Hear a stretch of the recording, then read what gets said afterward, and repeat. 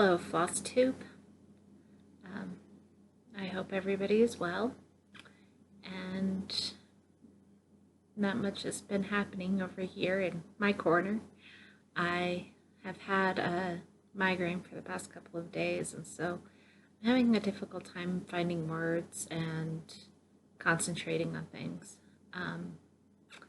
But I don't know if you all have been doing a lot. I've been doing some stitching. Went slow and steady. Basically, every time I do 1 or 2 stitches, I've had to mark it off so that I make sure I don't lose my place. It's part of, trying to concentrate. I've been working on the Eliza Poole sampler for all of my accomplishments recently have been commissioned pieces, so it's one of those. And this is what it's going to be when it finishes. And this is where I'm at. Since the last time I showed it to you, I've done a lot of this border and a lot more of this water and then the anchor. And the water goes a little bit past the anchor, so that's actually almost done. And the pattern is 4 pages, and this is almost all of page 4. There's a couple of more things, leaves up here in this part of the border, and then there's the water, and this goes on a little bit farther. But about here is where the page ends. Oh, actually, I think it's about here.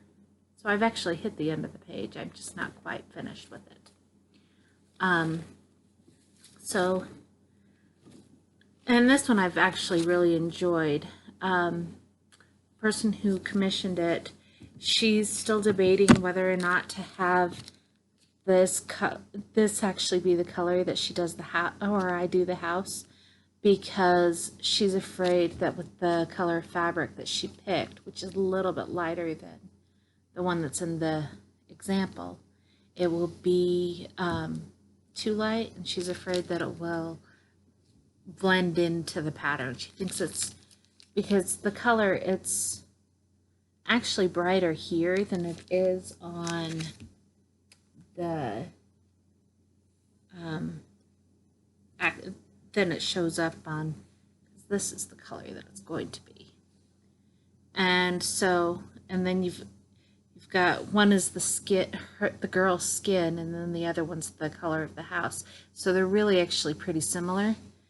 And the girl's skin kind of, I mean, it shows up okay, but it does kind of fade into the background a little. And she's afraid that that's going to happen even worse with the house. So she's been debating, and she figures I'm still working my way over, and that was, the house is on page 1. And since I'm nowhere near there, she's got some time. She plans on sending me 2 more patterns to do, along with 2 pieces of fabric for previous patterns she sent me. One of the fabrics she sent me, I think it was 18 count, and the pattern has some that are 2/1 and some that are 1/1, or 2/1 and 2/2. Sorry.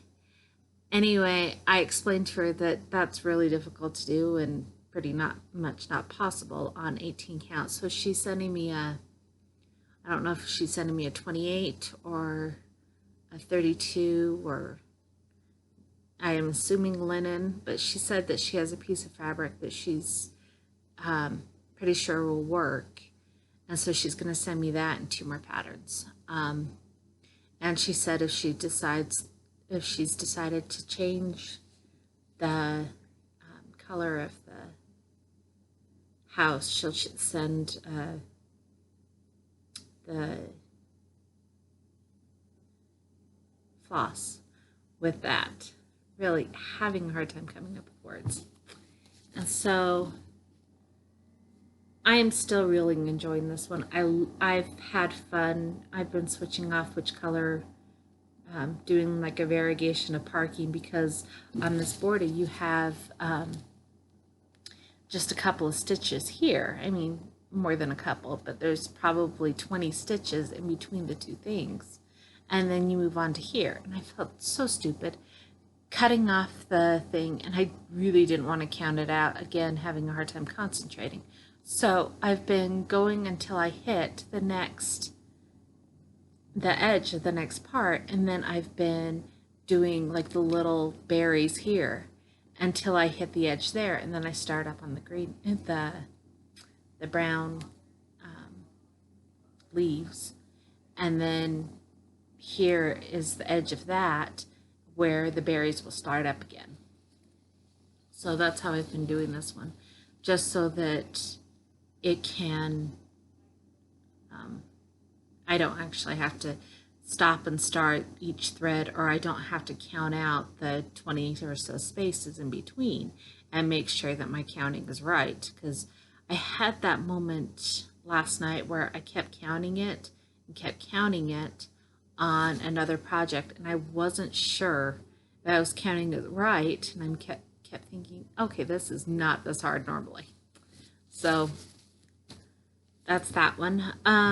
The next project I've been working, oh, and that is Eliza Poole sampler.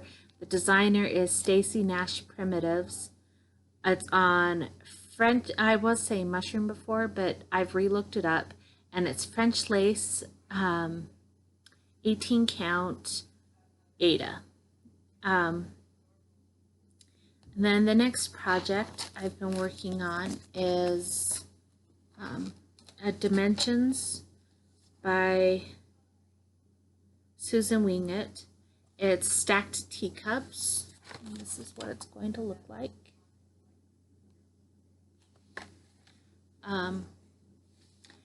Except the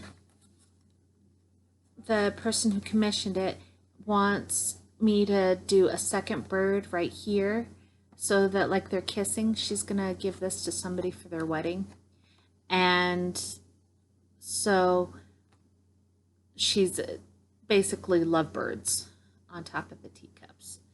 And I finished, it's Stacked Teacups by Dimensions, and it's on 18 count white Ada. The Eliza Poole sampler you can get at 123stitch.com, and this you can get at Amazon or Joann's. I've seen it both places. And this is where I got to. I finished this teacup since the last time I showed it to you, and I've started on the birds. And I think that the bird will come down and the legs will hit about right here, so I figure it should work. But I think it's kind of cute. I did make a huge mistake when I was first going on the teacups, and I'd gotten 3 of them done before I figured it out, that this is all supposed to be this dark brown on the edges, and I had done it this lighter brown here, and I have no idea how that happened, how I ended up getting those symbols mixed up, and I'm not 100% sure how I figured it out, but that was wrong. Oh, I think I looked at the picture, the example, and I thought, oops. And so I unpicked one of them. I think it was this one I unpicked. And oh, it was so frustrating. Anyway, but all of the in-betweens are now done. There's one more teacup down here, and then there's a saucer that I have to do. But I think it's looking pretty good, considering, you know. And actually, it's going, well, it was going very fast until about 2 weeks ago. So about my last video, somehow I stalled. I've noticed that. I don't know if anybody else has this problem. you start a project and it just goes really, really fast, and then suddenly it's like, what happened? I've gone a little bit, and I figure eventually everything gets done, so it's fine. This one, she wants it by Christmas, so I've actually got time.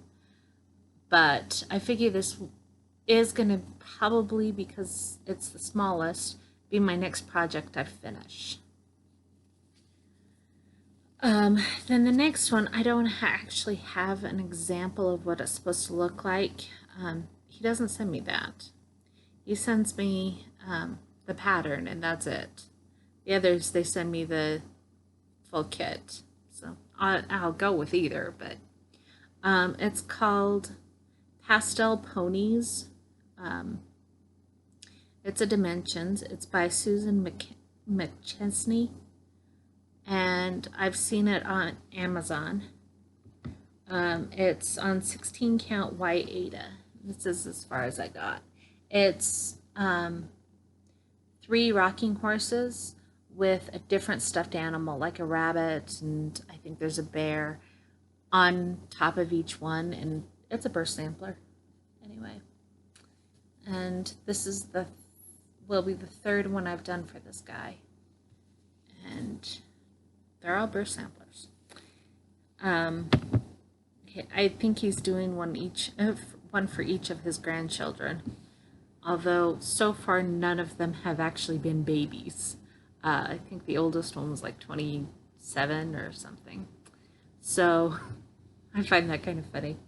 That they all get a birth sampler when they're older. The youngest one I think so far has been 10 that I've done. And he asked me if I knew anybody else who would be willing. I had a friend who's also doing a project for this guy.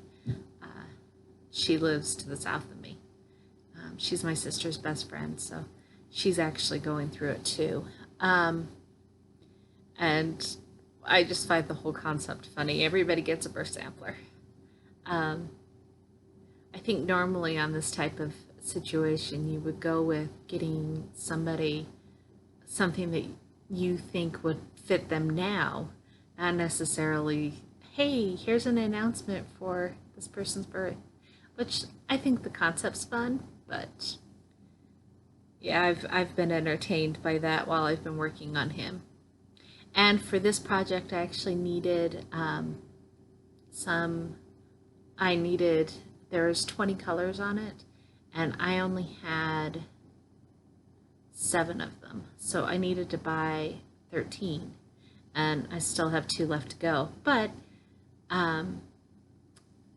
I've been trying to avoid unnecessarily going into stores right now. I figure I get enough of that at work. I work at a grocery store. So my work hasn't been cut back, and I've actually had days where I've had to work 10 hours so my work hasn't been cut back. I've been fortunate in that, but because of that, because I've had to wear the mask that long, or I've had to work that much in a field where I've still been coming in contact with people, I've been trying to avoid going into actual stores that I can get something online, or I can get it other means. So I placed an order on 123 Stitch, and since I was only buying the floss, I accidentally bought a pattern also. Oops. And I was watching, I've been trying to catch up on my YouTube, my Flosstube, and I also enjoy reading, so I've been trying to catch up on my BookTube too. Anyway, so I was and I've watched everything that Handwork Maniac has done, Brenda at Handwork Maniac, and I've been watching Teresa Little Stitcher, and that's all I've accomplished on those. But Brenda she started Arcade a year ago, and I thought that's really cool looking. So this is my first long dog sampler, and I accidentally bought the Arcade to go along with my floss, and it is pretty cool looking. And I also bought at Hang Threads. They had their big sale this a couple of days ago, and I bought a really dark piece of fabric for this, and then I was thinking a really light floss to go on it, and that should come at some point. I don't have any idea when I'll get a chance to start it, but yes, I'm looking forward to it. It looks like so much fun. Anyway, I hope that you are all doing well, and you have a good day and stay safe. Thank you.